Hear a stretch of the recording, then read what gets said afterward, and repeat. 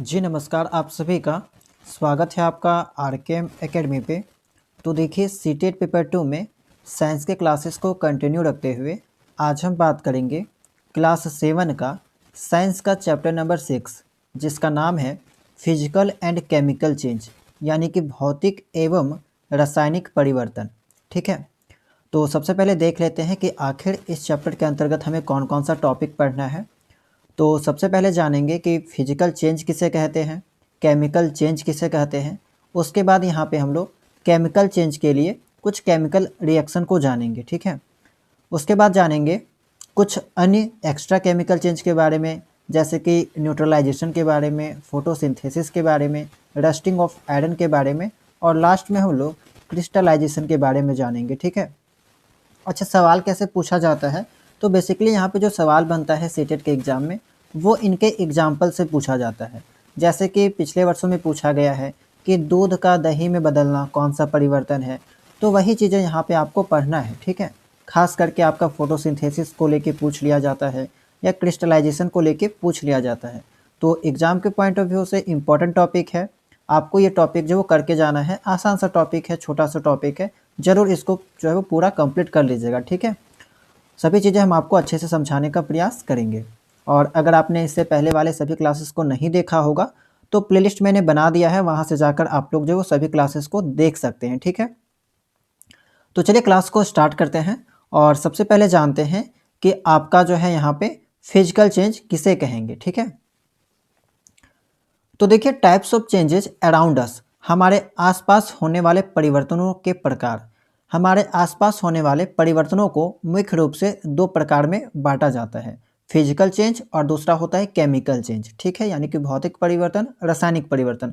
Class 6 में भी आपका ये टॉपिक पढ़ना था और क्लास 7 में भी जो वो इससे रिलेटेड एक टॉपिक जो वो देखने को आपको मिलता है।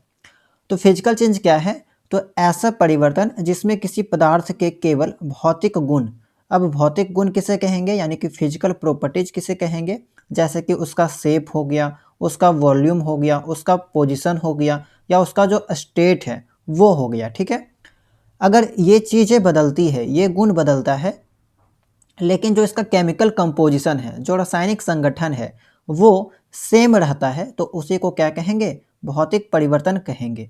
तो सिंपल भाषा में याद रख सकते हैं कि वैसा चेंज जिसमें किसी भी पदार्थ का फिजिकल प्रॉपर्टी बदल जाता है तो वो आपका फिजिकल चेंज कहलाएगा। अब इसके बारे में कुछ चीज़ें आपको पता होनी चाहिए, जैसे कि मोस्टली रिवर्सिबल, यानी कि जो फिजिकल चेंज होते हैं वो अधिकतर आपका जो है पुनः प्राप्त किए जा सकते हैं। जैसे मान लीजिए आप एक इरेजर है, ठीक है, या रबड़ मान लीजिए। ठीक है, अब रबर को जैसे ही स्ट्रेच करते हैं, खींचते हैं, फिर अगर आप उसको छोड़ देंगे तो वापस वो अपने पोजीशन पे आ जाएगा। ठीक है, दूसरा जो एग्जांपल, जैसे कि ये आप देख सकते हैं मोम का पिघलना, तो वैक्स जो है पिघलता है, पिघल के नीचे जमा हो जाता है, फिर उससे मोम बनाया जा सकता है। तो ये आपका क्या है, एक तरह का फिजिकल चेंज है। बर्फ़ का पिघल कर पानी बनना, तो बर्फ़ जो है अगर पिघल के पानी बन गया तो उस पानी का उपयोग करके हम लोग फिर से बर्फ़ बना सकते हैं, तो वो आपका क्या हो गया, फिजिकल चेंज हो गया। ठीक है, तो यहाँ पे क्या हो रहा है कि आपका पानी से बर्फ़ बन रहा है और फिर बर्फ़ से पानी बन रहा है, तो दोनों तरफ से हम लोग काम कर सकते हैं। तो इसी कारण से ये आपका मोस्टली जो है वो रिवर्सिबल कहलाता है, यानी कि ये जो है आपका एक तरह से रिवर्सिबल चेंज है। ठीक है, याद रखिएगा, क्योंकि सवाल यहाँ से भी बनता है, पूछ लेता है कभी कभी कि बताइए इनमें से कौन सा रिवर्सिबल चेंज है। तो रिवर्सिबल चेंज कहने का मतलब कि एक पदार्थ जो दूसरे अवस्था में बदला है, फिर दूसरा जो पदार्थ है वो पहले अवस्था में बदल जाना चाहिए। जैसे कि यहाँ पे आप मोम के केस में देख लीजिए, इसके अलावा बर्फ़ के केस में कि बर्फ़ से पानी बना, फिर पानी से बर्फ़ बनाया जा सकता है, यानी कि वापस अपने जो अवस्था है उसमें अगर वापस आ जाता है पदार्थ तो वो आपका रिवर्सिबल चेंज के अंतर्गत होता है।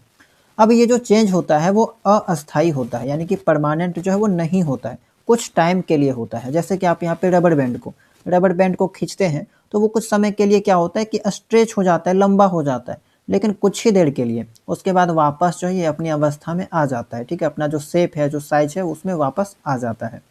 No new substance is formed, यानी कि इसमें कोई भी नया पदार्थ नहीं बनता है। ठीक है, जैसे कि मोम का पिघलना, मोम अगर पिघल गया तो इसमें कोई तो नया चीज़ आपको देखने को नहीं मिलेगा। बर्फ़ पिघल कर पानी बन गया तो पानी कोई नया चीज़ नहीं है, ये तो बर्फ़ का एक फॉर्म है, ठीक है। वो आपका क्या है, सॉलिड वाला फॉर्म है, और बर्फ़ आपका जो है एक सॉलिड फॉर्म है, और पानी क्या है, लिक्विड फॉर्म है। तो उसका बस जो है वो स्टेट बदला, ठीक है, अवस्था बदला, ठीक है। नया पदार्थ आपको वहाँ पे देखने को नहीं मिलेगा, ठीक है। धातुओं को पीट कर पतले चादरों में बदलना, तो ये भी आपका फिजिकल चेंज है। तो देखिए आप जो है वो ग्रेजुएशन के स्टूडेंट हैं, ठीक है, बीएड कर चुके होंगे या फिर कर रहे होंगे, तो ये सब छोटी चीज़ों के बारे में आपको पता होगा कि फिजिकल चेंज किसे कहते हैं और इसके एग्जाम्पल के अंतर्गत क्या क्या आएंगे। आप जो है वो थोड़ा बहुत भी अगर आपको समझा दिया जाए तो आप अच्छे से समझ सकते हैं, ठीक है। इसीलिए ज़्यादा डीप में हम नहीं जा रहे हैं, बस जो चीज़ें आपके काम की है वो चीज़ें हम आपको बता देते हैं ताकि आपका जो एक तरह से रिविजन हो जाए। तो उम्मीद करते हैं कि फिजिकल चेंज आपको समझ में आ गया होगा कि फिजिकल चेंज में जो है वो कोई भी नया पदार्थ नहीं बनता है, ये आपका जो अस्थाई नहीं होता है, और मोस्टली जो फिजिकल चेंज होते हैं वो आपका रिवर्सिबल किस्म के होते हैं, रिवर्सिबल होते हैं, ठीक है, यानी कि वापस अपनी पूर्व अवस्था में वापस आ सकते हैं। एग्जाम्पल में मोम का पिघलना, बर्फ का पिघलकर पानी बनना, रबर बैंड का खींचना, धातुओं को पीटकर पतले चादरों में बदलना। इसके अलावा और भी बहुत सारे एग्जाम्पल आ सकते हैं, ठीक है। अब दूसरा जो चेंज है वो है आपका केमिकल चेंज, यानी कि रासायनिक परिवर्तन। जिस परिवर्तन में किसी पदार्थ का रासायनिक संगठन एवं रासायनिक गुण बदल जाते हैं और एक नया पदार्थ बनता है, उसे रासायनिक परिवर्तन कहते हैं। यानी कहने का मतलब फिजिकल चेंज का जस्ट अपोजिट, जस्ट उल्टा, इसमें क्या होगा, नया पदार्थ बनेगा, ठीक है, नया पदार्थ बनेगा। रासायनिक जो संगठन है उसमें परिवर्तन आपको देखने को मिलेगा, केमिकल चेंज बदल जाएगा। तो ये चीज़ आपका केमिकल जो प्रॉपर्टी है वो आपका बदल जाएगा, ठीक है। कुछ की फीचर आपको याद रखना है, कुछ विशेषताएं याद रखना है। तो केमिकल जो चेंज होती है वो आपका इरिवर्सिबल होता है, ठीक है।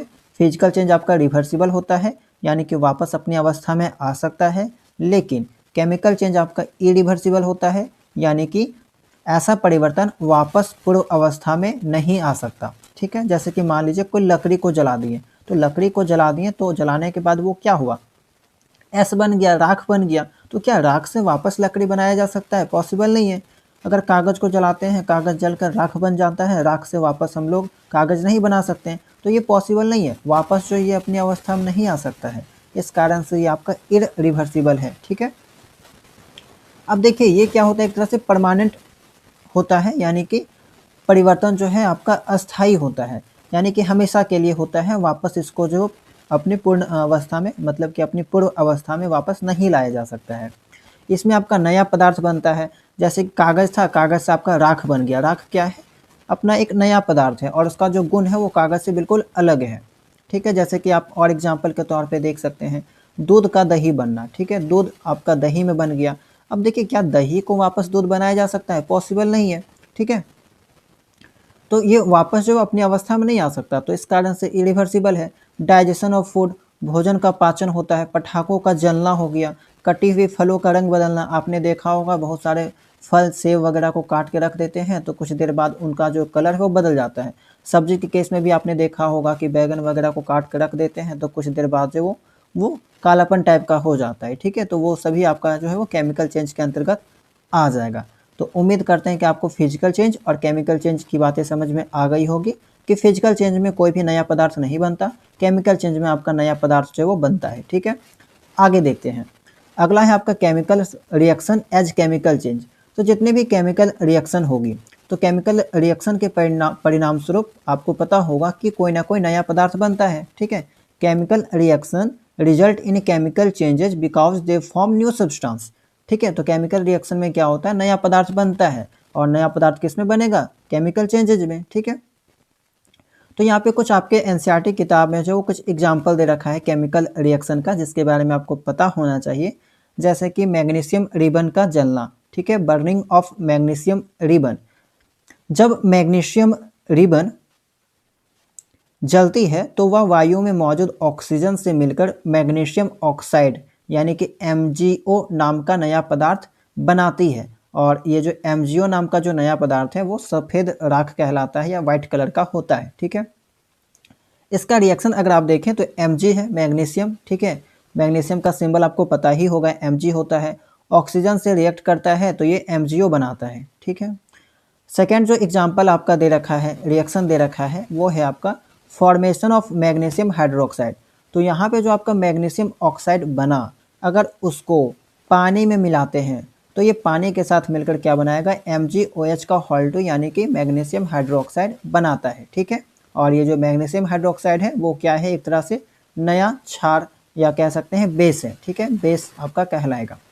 और ये सभी चीज़ें क्या है, केमिकल चेंजिंग है, केमिकल चेंज है। ठीक है, अब देखिए अगर तीसरा जो यहाँ पे रिएक्शन दे रखा है वो आपका विनेगर है, vinegar plus baking soda reaction. अगर विनेगर को, जिसको हम लोग एसिटिक एसिड भी कहते हैं, उसको अब लोग बेकिंग सोडा के साथ रिएक्शन करवाएंगे तो हमारा जो प्रोडक्ट है वो आपका carbon dioxide plus other substance आपको देखने को मिलेगा। मुख्यतः जो है आपका कार्बन डाइऑक्साइड देखने को मिलता है। ठीक है, अब जब CO2 को चूने के पानी में प्रवाहित किया जाता है, यहाँ से जो आपका CO2 निकला, इसको अगर लाइम वाटर के साथ पास करते हैं तो वो मिल्की कलर का हो जाता है, जो कि कैल्शियम कार्बोनेट बनता है। ठीक है, यानी कि जब यहाँ पे कार्बन डाइऑक्साइड को कैल्शियम हाइड्रोक्साइड, ठीक है, में पास करवाते हैं तो इससे हमारे पास क्या बनेगा, कैल्शियम कार्बोनेट बनेगा प्लस H2O का निर्माण होगा।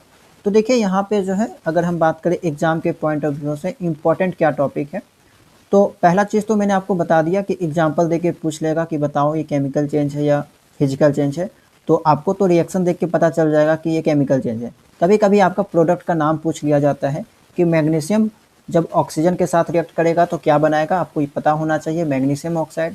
अगर MgOH2O के साथ रिएक्शन करेगा तो क्या बनाएगा, MgOH का हॉल2 मैग्नीशियम हाइड्रोक्साइड बनेगा, ये चीज़ें पता होनी चाहिए।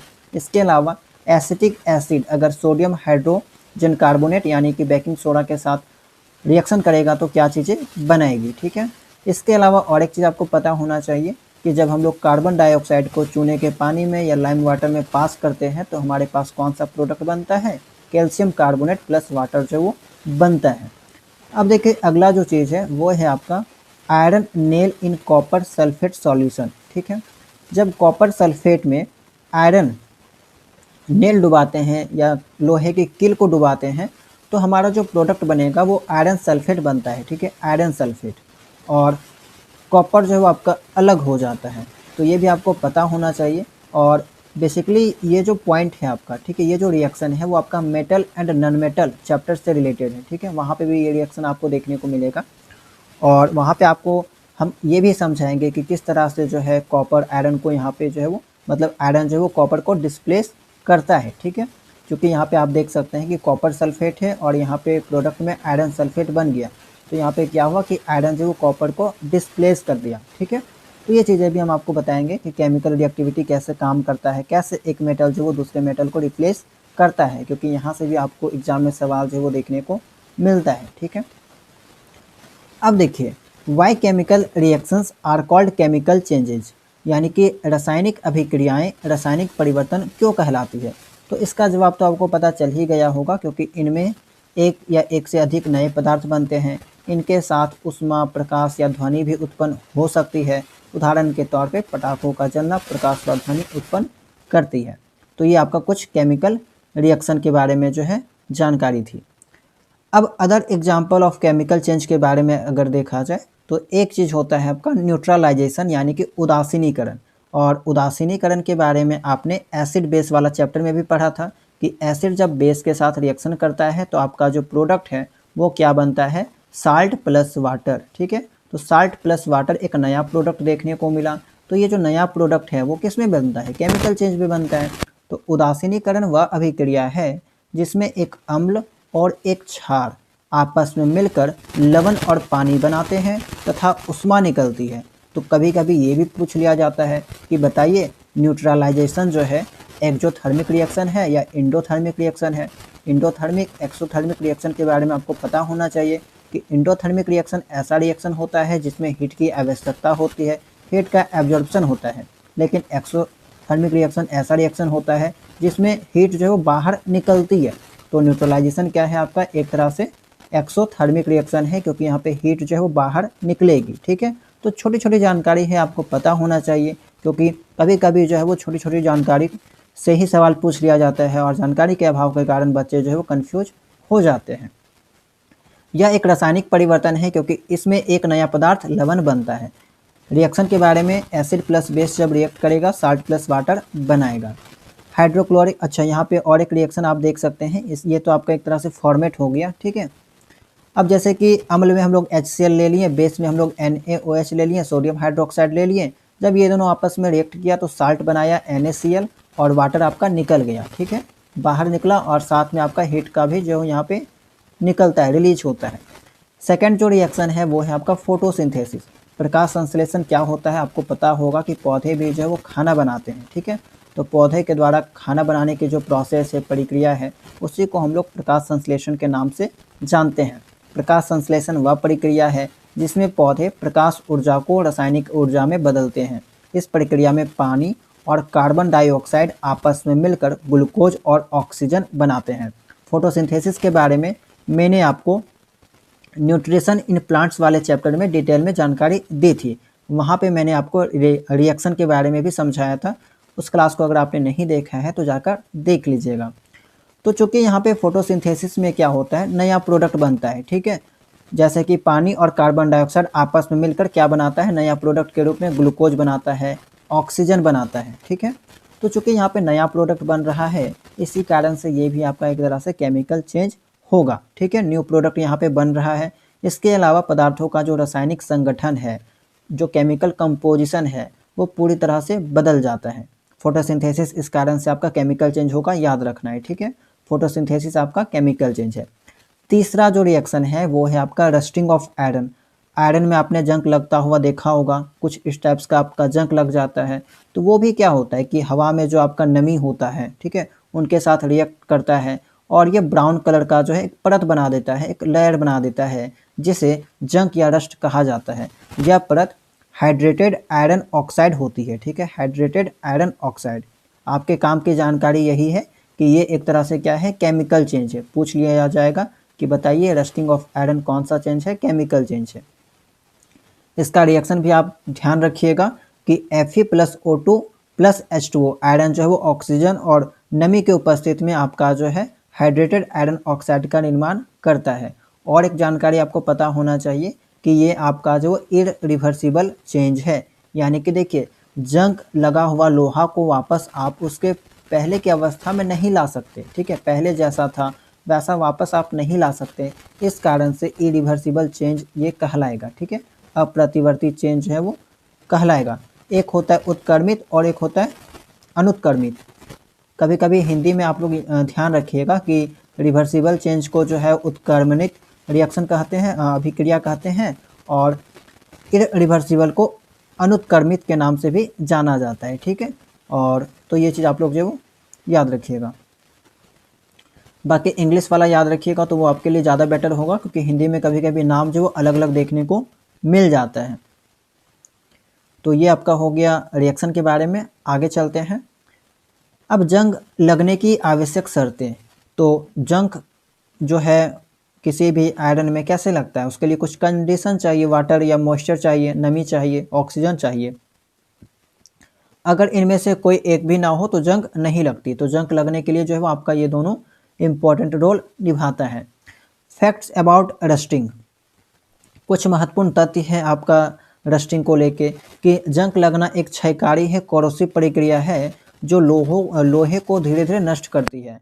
Rusting occurs easily under natural conditions. सूखी और बिना नमी वाली हवा में लोहा जंग नहीं लगता। यह एक अनडिजायरेबल परिवर्तन है क्योंकि यह लोहे और स्टील की चीज़ों को नुकसान पहुंचाता है, ठीक है। अब जंग लगने से बचाव। तो कोई भी लोहा को जंग लगने से हम लोग कैसे बचा सकते हैं। घर में आप लोग देखते होंगे कि लोहा को हम लोग पेंट वगैरह कर देते हैं, ठीक है। तो पेंट करके हम लोग उसको बचा सकते हैं। इसके अलावा उसके ऊपर ऑयल या ग्रीस ऑयल जो होता है उसको लगा के भी हम लोग बचाते हैं। लोहे के वस्तुओं पर ग्रीस या तेल लगाने से हवा और नमी का संपर्क टूट जाता है, इसीलिए जंग नहीं लगता। पेंट करना, पेंट करके भी हम लोग बचा सकते हैं। लोहे पर पेंट करने से उसकी सतह पर सुरक्षात्मक परत बन जाती है जो हवा और नमी को अंदर नहीं आने देती, क्योंकि ये हवा और नमी को लोहे तक पहुंचने नहीं देती और इन्हीं दो चीज़ों से जंग लगती है। तो पेंट करके भी बचा सकते हैं। तीसरा चीज़ है कि जो हमारे पास आयरन है, जो लोहा है, उसके ऊपर किसी और भी मेटल का जो है परत चढ़ा सकते हैं। लोहे पर किसी दूसरी धातु जैसे जिंक या क्रोमियम की परत चढ़ाई जाती है जो हवा और नमी से आसानी से प्रतिक्रिया नहीं करती। जैसे कि आप लोग साइकिल वगैरह में देखे होंगे, ठीक है, वो बहुत चमकदार दिखाई देता है। तो उसमें क्या होता है कि क्रोमियम का परत लगा रहता है और अंदर से लोहा रहता है, इसी कारण से उसमें जंग नहीं लगता है। अगला जो चीज़ है वो है आपका गैल्वेनाइजेशन, जस्तीकरण भी इसको हम लोग कहते हैं। तो जब हम लोग मेटल के ऊपर जिंक धातु का, ठीक है, जिंक धातु का परत चढ़ा देते हैं तो उसी को हम लोग गैल्वेनाइजेशन के नाम से जानते हैं। गैल्वेनाइजेशन वह प्रक्रिया है जिसमें लोहे या स्टील की वस्तुओं पर जिंक या क्रोमियम की पतली परत चढ़ाई जाती है। आमतौर पर विद्युत धारा या गर्म पिघले हुए जिंक में वस्तु को डुबोकर, ठीक है, ये प्रोसेस हो गया। बाकी नॉर्मली आप याद रखिएगा कि किसी भी लोहा में, ठीक है, किसी भी मेटल में हम लोग जिंक या क्रोमियम का जब परत चढ़ा देते हैं वो आपका गैल्वेनाइजेशन कहलाता है। उस प्रोसेस को गैल्वेनाइजेशन कहते हैं। जिंक को बहुत उच्च तापमान पर पिघलाया जाता है, फिर लोहे की वस्तुओं को उसमें डुबाया जाता है। जिंक की परत लोहे पर चढ़ जाती है और लोहे को हवा व पानी से बचाती है जिससे जंग नहीं लगती, ठीक है। तो गैल्वेनाइजेशन से रिलेटेड सवाल जो बहुत सारे एग्जाम में पूछे जाते हैं कि गैल्वेनाइजेशन में कौन सी मेटल का परत चढ़ाया जाता है, तो ज़्यादा जो इंपॉर्टेंट है वो है आपका जिंक, ठीक है। जिंक अगर नहीं देखने को मिलेगा ऑप्शन में तो क्रोमियम आपको लगाना है, लेकिन जिंक आपको देखने मिलेगा ही मिलेगा, ठीक है। क्रोमियम हो सकता है आपको क्रोमियम देखने को ना मिले, लेकिन जिंक श्योर है आपको देखने को मिलेगा। अब देखिए लास्ट जो टॉपिक है आपका इस चैप्टर का वो है आपका क्रिस्टलाइजेशन। तो क्रिस्टलाइजेशन क्या होता है? एक ऐसा प्रोसेस जिसमें हम लोग किसी भी सब्सटेंस का प्योर क्रिस्टल को प्राप्त करते हैं, ठीक है, उसके सैचुरेटेड सॉल्यूशन से। तो स्फटिकीकरण वह प्रक्रिया है जिसमें किसी पदार्थ के संतृप्त विलयन से उसके शुद्ध क्रिस्टल को प्राप्त करते हैं। तो कुछ इस टाइप का क्रिस्टल जो हम लोग प्राप्त करते हैं वे पदार्थ जिन्हें क्रिस्टलाइजेशन के द्वारा प्राप्त किया जा सकता है, शुगर हो गया, साल्ट हो गया, यूरिया हो गया, कॉपर सल्फेट हो गया।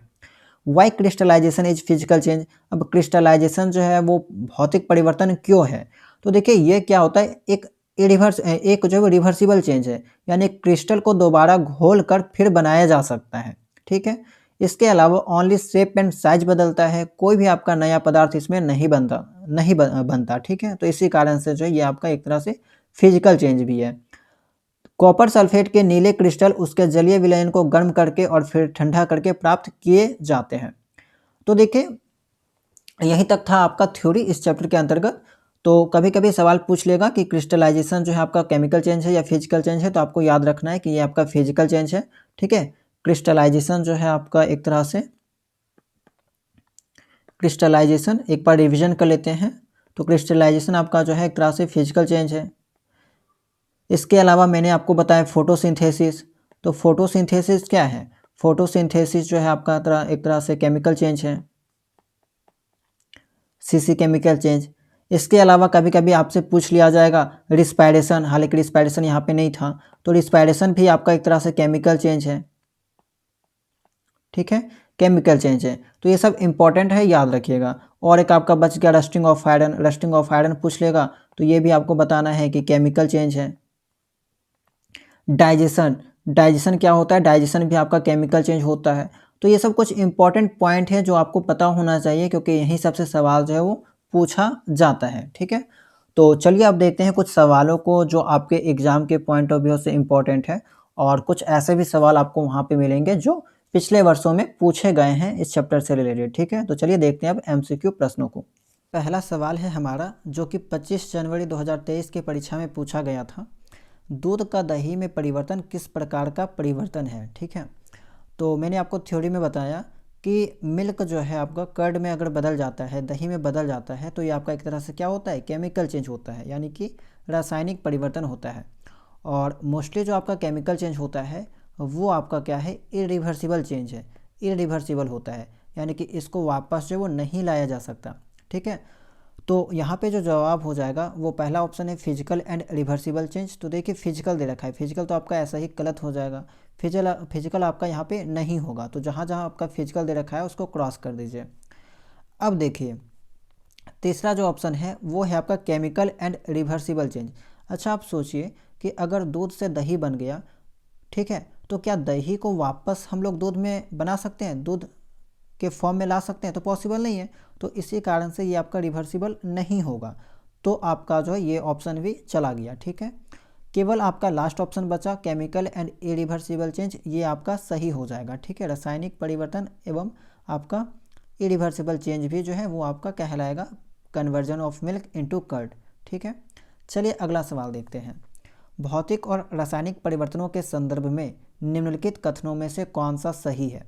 सभी भौतिक परिवर्तन अनुत्क्रमणीय जबकि रासायनिक परिवर्तन उत्क्रमणीय होते हैं। सेकंड है आपका रासायनिक परिवर्तन में एक या एक से अधिक नए पदार्थ बनते हैं। बिल्कुल सही बात है। बताना है नीचे दिए गए कोड का प्रयोग कर सही उत्तर की पहचान करें। अब आपको इस चीज़ को समझना है। देखिए, क्या सभी फिजिकल चेंजेस जो होता है आपका अनुत्क्रमणीय होता है यानी कि इरिवर्सिबल होता है?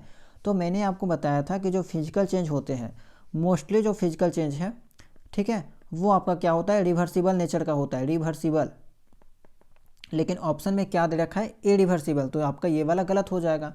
केमिकल चेंज जो होता है वो मोस्टली क्या होता है, इरिवर्सिबल, लेकिन रिवर्सिबल दे रखा है यानी कि उल्टा दे रखा है। तो ऑप्शन ए आपका पूरा गलत हो जाएगा, बी आपका सही है, ओनली 2 जो है आपका करेक्ट होगा। ठीक है, बी वाला ऑप्शन यानी कि ओनली 2 जो है आपका यहाँ पे सही होगा। तीसरा सवाल देखिए, निम्नलिखित में से कौन से भौतिक परिवर्तन का उदाहरण है? ठीक है, इसी टाइप का सेम सवाल आपको एग्जाम में देखने को मिलेगा, सेम टू सेम। हो सकता है थोड़ा सा इन्फॉर्मेशन आपको इधर उधर देखने को मिलेगा, लेकिन एग्जाम में जिस टाइप का सवाल पूछा जाएगा उसी टाइप का सवाल आपको करवाया जा रहा है। कागज़ को फाड़ना, तो देखिए कागज़ को फाड़ा जा रहा है, तो कागज़ को अगर फाड़ के आप टुकड़ा टुकड़ा कर दे तो उससे कोई नया चीज़ तो नहीं बना, वही चीज़ है, बस उसका जो है वो शेप बदल गया। ठीक है, तो ये आपका फिजिकल चेंज हो गया। रंग में परिवर्तन होना, रंग क्या है, एक तरह से फिजिकल प्रॉपर्टी है। अगर आपका केवल रंग में परिवर्तन हो रहा है, ठीक है, कोई भी नया पदार्थ नहीं बन रहा है, तो वो आपका फिजिकल चेंज होगा।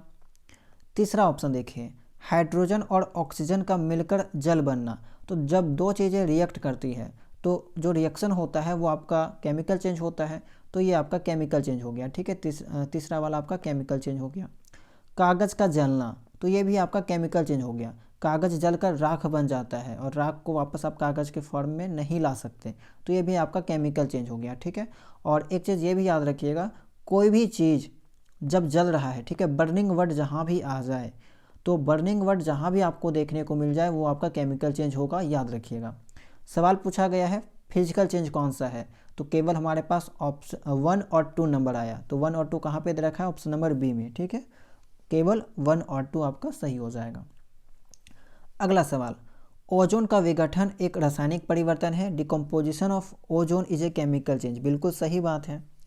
ओजोन पराबैंगनी विकिरण को अवशोषित कर लेती है, ओजोन एब्जॉर्ब्स अल्ट्रावायलेट रेडिएशन। तो दोनों जो स्टेटमेंट है वो आपका यहाँ पे करेक्ट दे रखा है। ठीक है, 1 और 2 जो है वो दोनों आपका सही है।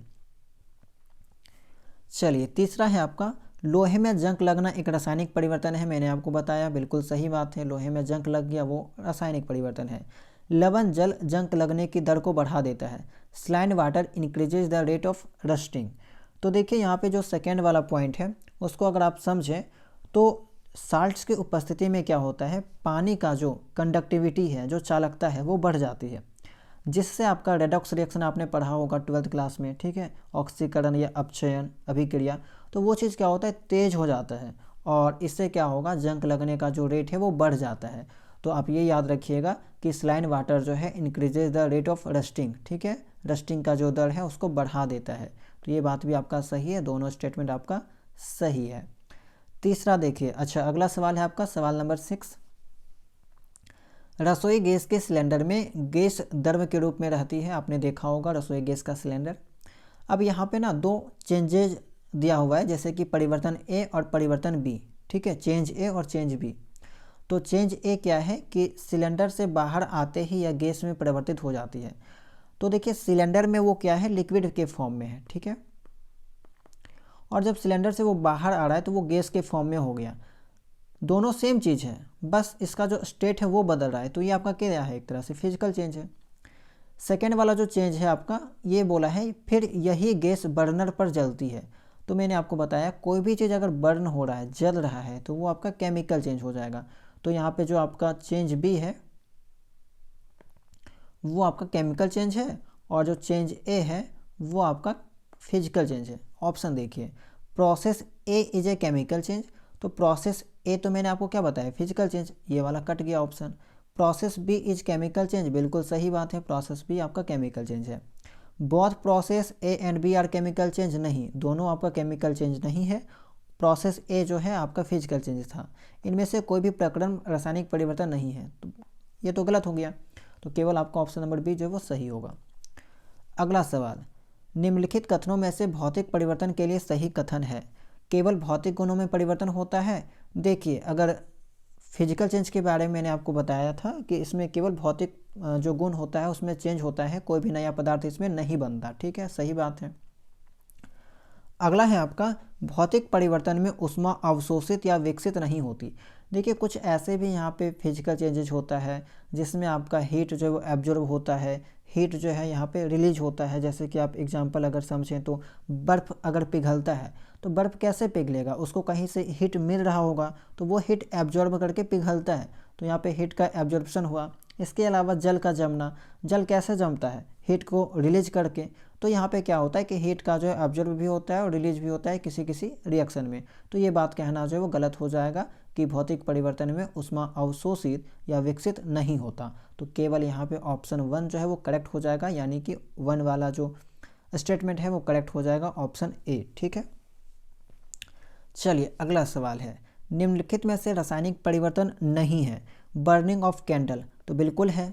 ठीक है, कोई भी चीज़ अगर बर्न हो रहा है तो वो आपका केमिकल चेंज कहलाता है। नॉट पूछा गया है। खाना बनाना, खाना बनाना ये भी आपका केमिकल चेंज है। जर्मिनेशन, ठीक है, ऑफ सीड्स, बीजों का अंकुरन, ये भी आपका केमिकल चेंज है। सब्लिमेशन के बारे में आपने सुना होगा कि जब कोई भी पदार्थ, ठीक है, कोई भी पदार्थ सॉलिड अवस्था से डायरेक्ट गैस अवस्था में बदल जाए, ठीक है, गैस अवस्था में बदल जाए, तो वो क्या कहलाता है? उस प्रोसेस को हम लोग ऊर्ध्वपातन या सब्लिमेशन के नाम से जानते हैं। वह प्रोसेस जिसमें कोई सॉलिड सब्सटेंस बिना लिक्विड फॉर्म में बदले हुए डायरेक्ट गैस में बदल जाए, उसको हम लोग सब्लिमेशन प्रोसेस के नाम से जानते हैं। एग्जाम्पल के तौर पे कपूर आप देखे होंगे, कपूर को जब जलाते हैं तो वो पहले क्या होता है, सॉलिड फॉर्म में रहता है, लेकिन जब जलाते हैं तो वो बिना लिक्विड में बदले हुए डायरेक्ट गैस में बदल जाता है। सेम आपका आयोडीन हो गया, नेप्थलीन बॉल हो गया, तो ये सबको जैसे जलाएंगे वो डायरेक्ट जो वो गैस अवस्था में बदल जाएगा। ठीक है, तो ऑप्शन नंबर सी जो है आपका सही हो जाएगा। चलिए आगे देखिए, निम्नलिखित में से किन प्रक्रियाओं से लोहे के जंग को रोका जा सकता है? तो मैंने अभी आपको बताया था कि आयरन में रस्टिंग होने से कैसे हम लोग उसको बचा सकते हैं। तो पेंटिंग कर सकते हैं, गैल्वेनाइजेशन कर सकते हैं, सही बात है। एसिडिफिकेशन, देखिए ये वाला जो है ना, एसिडिफिकेशन नहीं कर सकते हैं। एसिडिफिकेशन करेंगे तो हम लोग उसको रोकेंगे नहीं बल्कि उसको बढ़ावा देंगे। ठीक है, तो ये आपका गलत है। बाकी मिश्र धातु जो है वो ये आपका सही है, एलोइंग, यानी कि 1, 2 और 4 आपका सही है। ऑप्शन चेक कीजिए, 1, 2, 4 ऑप्शन नंबर बी में दे रखा है। ठीक है, चलिए सवाल नंबर 10 देखते हैं। निम्नलिखित में से क्रिस्टलीकरण के लिए सही कथन है। तो क्रिस्टलीकरण मैंने आपको बताया था, क्रिस्टलीकरण क्या होता है, आपका फिजिकल चेंज होता है। चूँकि पहला में केमिकल चेंज दे रखा है, गलत है। इसका उपयोग शुद्ध पदार्थ प्राप्त करने के लिए किया जाता है, बिल्कुल सही है, 2 वाला, यानी कि ऑप्शन नंबर बी जो है वो करेक्ट हो जाएगा। निम्नलिखित में से कौन सा भौतिक परिवर्तन नहीं है? ठोसों का द्रव में पिघलना भौतिक परिवर्तन है। गैसों का द्रवों में द्रवीकरण, ये भी आपका भौतिक परिवर्तन है। पदार्थों का किण्वन, तो देखिए फर्मेंटेशन जो वर्ड आया है ये एक्चुअल में क्या है, आपका केमिकल चेंज होगा। ठीक है, ये आपका फिजिकल चेंज है वो नहीं होगा। अब ऐसा क्यों? तो देखिए इसमें क्या होता है, नया पदार्थ बनता है। फर्मेंटेशन जब होता है ना तो इसमें नया पदार्थ बनता है, जैसे कि शर्करा यानी कि शुगर से अल्कोहल का निर्माण। ठीक है, और इसमें क्या होता है, CO2 भी बनता है। तो इसी कारण से फर्मेंटेशन में आपका जो है वो एक तरह से नया पदार्थ बनता है, CO2 का निर्माण होता है। तो इस कारण से हम कह सकते हैं कि आपका जो है यहाँ पे ये केमिकल चेंज हो गया। फर्मेंटेशन के बारे में डिटेल में आपको क्लास 8 का सूक्ष्मजीव वाला चैप्टर में पढ़ना है। ठीक है, तो वहाँ पे हम आपको और भी अच्छे से समझाएंगे कि फर्मेंटेशन क्या होता है, किस तरह से आपका शर्करा जो है वो अल्कोहल में बदलता है, शुगर जो है वो किस तरह से अल्कोहल में बदलता है। इवापोरेशन जो है आपका एक तरह से क्या है, वो आपका फिजिकल चेंज है। चूँकि यहाँ पे फिजिकल चेंज नहीं पूछा गया है तो आपका ऑप्शन नंबर सी जो है वो सही हो जाएगा। अच्छा, एक आप काम कीजिएगा, काम आपको ये करना है कि आपको एक पेज लेना है, या जिस भी कॉपी में आप नोट्स बना रहे हैं ना, उसका एक पेज में आपको एक साइड फिजिकल चेंज लिख लेना है और दूसरा जो साइड है उसमें केमिकल चेंज लिख लेना है। और जितना भी क्वेश्चन हम आपको करवा रहे हैं उसमें जो जो एग्जाम्पल देखने को मिल रहा है उसको आप एक साइड लिखते हुए चलिएगा, ठीक है। और जो केमिकल चेंज के अंतर्गत आ रहा है उसको एक साइड लिखते हुए चलिएगा, क्योंकि यहाँ से सवाल अक्सर आते हैं और कुछ अजीब टाइप के सवाल पूछ लेंगे जिसको पहचान पाना कि फिजिकल चेंज है या केमिकल चेंज है थोड़ा सा कठिन होता है। इसी कारण से जितना भी सवाल आप लगाइएगा जो जिस कैटेगरी में आएगा उसको उसमें ऐड करते हुए चलिएगा, ठीक है। जैसे कि अभी नया वर्ड मिला आपको फर्मेंटेशन के बारे में मैंने आपको बताया कि ये आपका केमिकल चेंज के अंतर्गत आता है। मेल्टिंग बताया तो मेल्टिंग के बारे में पता है, वो फिजिकल चेंज के अंतर्गत आएगा। इवापोरेशन वो फिजिकल चेंज के अंतर्गत आएगा। सब्लिमेशन बताया वो भी आपका फिजिकल चेंज के अंतर्गत आएगा। तो ये सभी चीज़ें आपको जो कॉपी में लिखते हुए चलना है। इनमें से कौन सा रासायनिक परिवर्तन नहीं है? तो ईंधन का दहन, कंबशन ऑफ फ्यूल, तो ये कंबशन का क्या होता है? वो जलना होता है, तो ये आपका केमिकल चेंज है, नहीं पूछा गया है, ठीक है।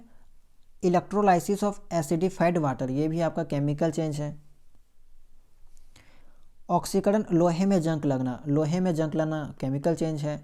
प्लेटिनम तार का गर्म होना, देखिए केवल यहाँ पे क्या हो रहा है, हीट हो रहा है। प्लेटिनम का जो वायर है उसको हीट किया जा रहा है, तो कुछ देर बाद वापस वो अपनी अवस्था में आ सकता है। इसको हीट करने पे कोई नया चीज़ नहीं बन रहा है, इसी कारण से ये आपका फिजिकल चेंज हो जाएगा। नहीं पूछा गया है, ऑप्शन नंबर डी करेक्ट हो जाएगा, ठीक है।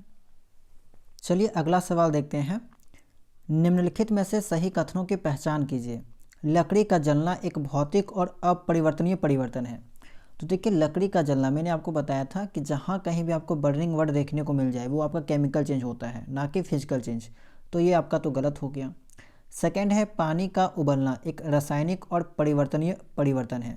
तो बॉइलिंग ऑफ वाटर, वाटर का बॉइलिंग होना आपका ये फिजिकल चेंज होगा, ना कि केमिकल चेंज। तो ये भी आपका गलत हो गया। तीसरा है grinding wood into sawdust is physical and irreversible change, यानी कि लकड़ी को हम लोग बुरादे में बदल रहे हैं, ठीक है, छोटे छोटे टुकड़े में बदल रहे हैं, बुरादे में बदल रहे हैं, तो ये भौतिक और अपरिवर्तनीय परिवर्तन है। तो ये बात बिल्कुल सही है कि ये आपका जो फिजिकल चेंज है और इरिवर्सिबल चेंज है, ठीक है। तो यहाँ पे जो इसका जवाब होगा ओनली सी जो है वो करेक्ट हो जाएगा। अच्छा, आपको एक चीज़ याद रखना है कि मैंने थ्योरी के दौरान आपको समझाया था कि मोस्टली जो आपका फिजिकल चेंज होता है वो आपका रिवर्सिबल चेंज होता है, ठीक है। लेकिन कभी कभी आपसे एग्जाम में सवाल पूछ लिया जाता है कि बताइए सभी फिजिकल चेंज क्या रिवर्सिबल चेंज होता है, तो आपको उस स्टेटमेंट को गलत कर देना है, क्योंकि कुछ ऐसे भी फिजिकल चेंज होते हैं जो आपका इरिवर्सिबल होता है, ठीक है। जैसे कि आप देख सकते हैं ये वाला, लकड़ी को हम लोग क्या किए, बुरादे में बदले, तो ये आपका इरिवर्सिबल है। फिजिकल तो है लेकिन साथ में आपका इरिवर्सिबल है, ना कि रिवर्सिबल। तो ये चीज़ आपको याद रखना है कि सभी फिजिकल चेंज आपका जो है रिवर्सिबल नहीं होता है। 90% आपका फिजिकल चेंज रिवर्सिबल होगा, लेकिन 10% ऐसा मान लीजिए कि वो आपका इरिवर्सिबल होगा, ठीक है। इतना जानकारी आपको पता होना चाहिए।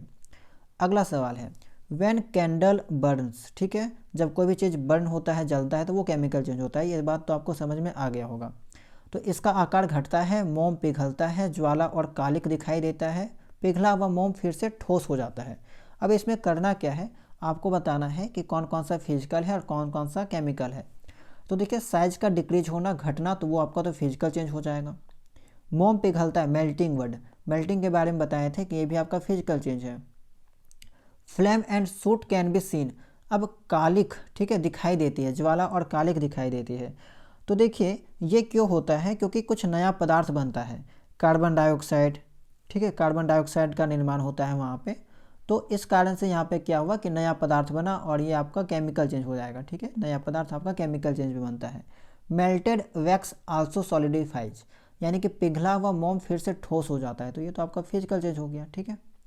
तो यानी कहने का मतलब ये है कि A is physical change and others are chemical change. तो ए आपका क्या है, फिजिकल चेंज है, लेकिन अदर्स आर केमिकल चेंज, तो सब तो केमिकल चेंज नहीं है, गलत दे रखा है।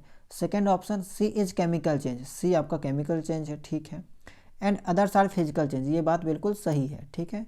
डी चेक कर लेते हैं, तीसरा ऑप्शन चेक करते हैं, A and B are physical change, A and B physical change है, ठीक है। C and D are chemical change, नहीं, डी आपका केमिकल चेंज नहीं है, गलत हो गया।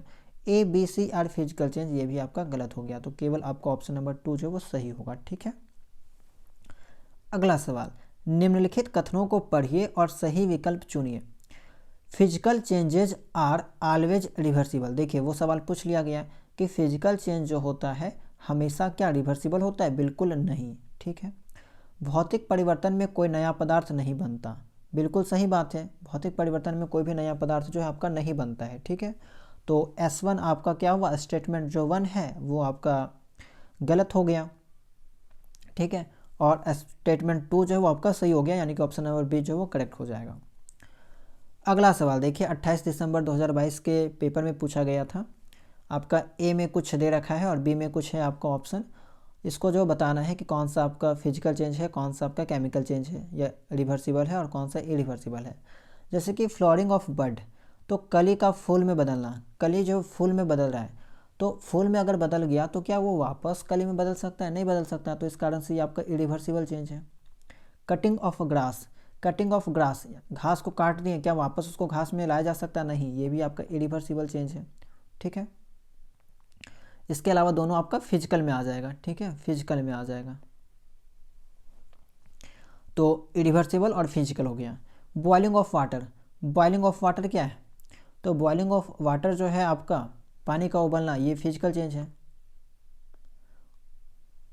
इसके अलावा लोहे को ताप देने पर प्रसार होना, लोहे को अगर हीट देते हैं तो वो एक्सपेंड होता है, तो ये भी आपका फिजिकल चेंज है। और अगर इसमें देखा जाए तो बॉइलिंग ऑफ वाटर क्या है, ये आपका रिवर्सिबल है। ठीक है, और आयरन को हीट करने पे फैल जाता है, फिर वो कुछ देर बाद वापस अपनी अवस्था में आ जाएगा, तो ये आपका रिवर्सिबल है। तो कहने का मतलब ये है कि ए जो है आपका फिजिकल है, बी केमिकल है, तो बी देखिए केमिकल तो नहीं है, ये आपका गलत हो गया। ए केमिकल है, नहीं, ए भी आपका फिजिकल है, गलत हो गया। तीसरा ऑप्शन ए आपका इरिवर्सिबल है, बी आपका रिवर्सिबल है, तो ये आपका सही है, ऑप्शन नंबर तीसरा जो है आपका सही हो जाएगा। ठीक है, चौथा चेक कर लेते हैं, ए इरिवर्सिबल है और बी आपका इरिवर्सिबल है, नहीं, बी आपका इरिवर्सिबल नहीं है, वो आपका रिवर्सिबल है, तो ऑप्शन नंबर जो है वो 3 सही हो जाएगा। देखिए मैग्नीशियम रिबन के बारे में मैंने आपको बताया था केमिकल रिएक्शन में कि जब मैग्नीशियम जो है वो ऑक्सीजन के साथ रिएक्ट करता है तो MgO का निर्माण करता है, मैग्नीशियम ऑक्साइड का निर्माण करता है। ठीक है, वाइट पाउडर। तो देखिए जब मैग्नीशियम रिबन जलता है तो यह डैश के साथ अभिक्रिया करके मैग्नीशियम ऑक्साइड बनाता है, जो डैश पाउडर के रूप में दिखाई देता है। यह परिवर्तन एक डैश परिवर्तन का उदाहरण है जिसमें अलग गुण वाला नया पदार्थ उत्पन्न होता है।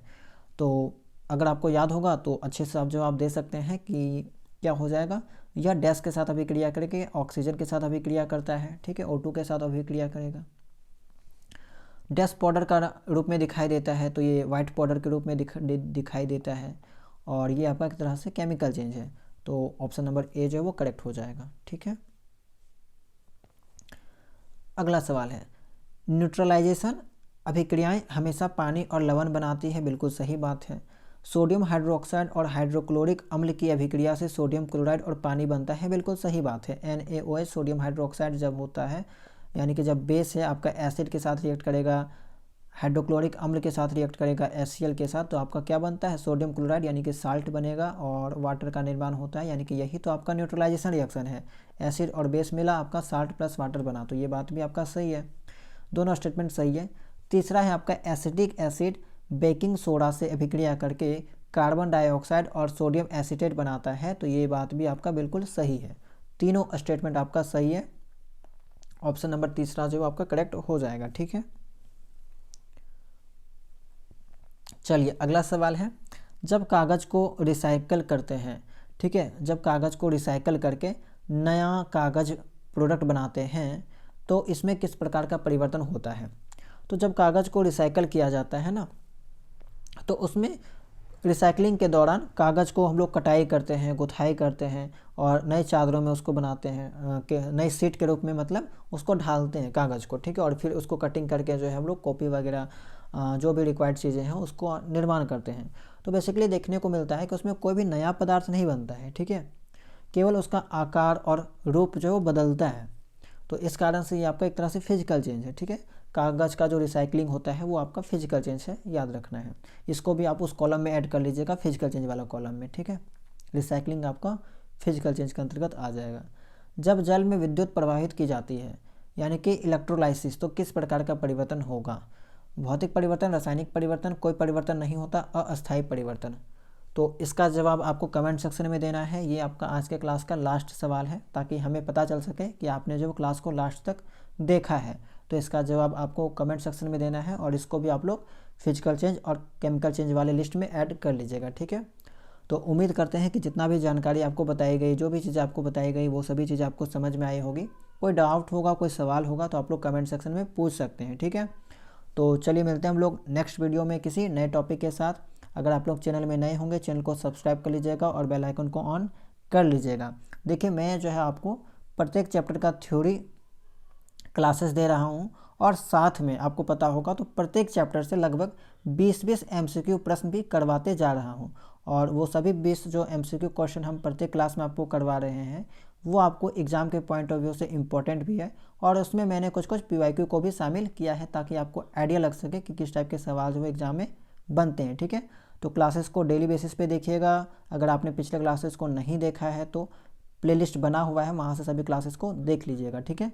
तो चलिए मिलते हैं हम लोग नेक्स्ट क्लास में नए टॉपिक के साथ।